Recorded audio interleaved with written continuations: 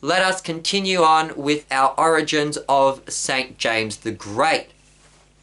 Now, James the Great, or James the Greater, is the elder son of Zebedee and the older brother of St. John.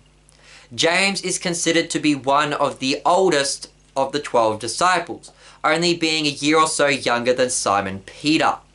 Now, many of James's details are very similar to John's.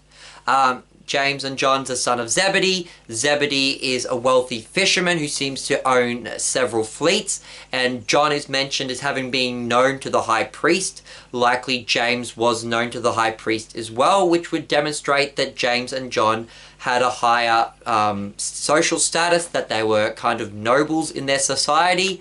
Also, the fact that John could write several books of the New Testament would suggest that John, and we would also believe James, his older brother, are both educated men, knowing how to read and write.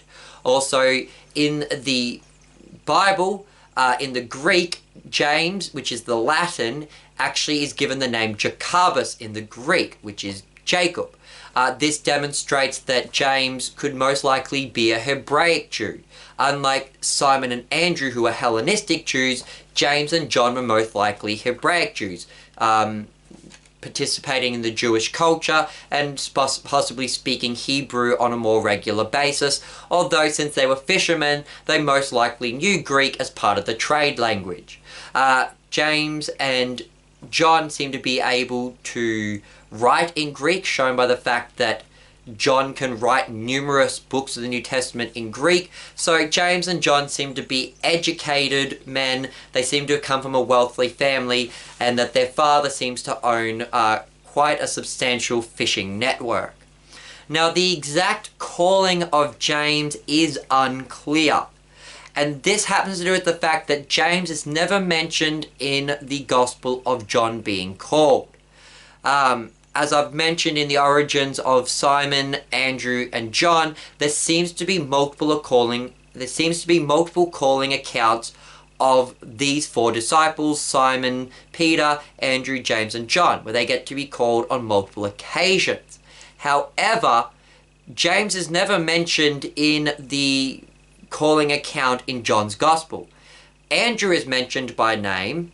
An unnamed disciple is mentioned who is assumed to be John, and Peter, or Simon, is mentioned by name. James is not mentioned at this point. However, we can most likely conclude that he would have been also called at this point, for it would have been strange that he was the only one not called, and that he's only called much later after all the other disciples are called. So essentially, we can assume that James was called alongside Simon, Andrew, and John at the first calling in John 1, also at the second calling mentioned in Matthew and Mark, and also being present for the third calling in Luke 5. Now that wraps up the origins of James the Greater. Any more information I could mention on James we pretty much touched on in our origins of St. John.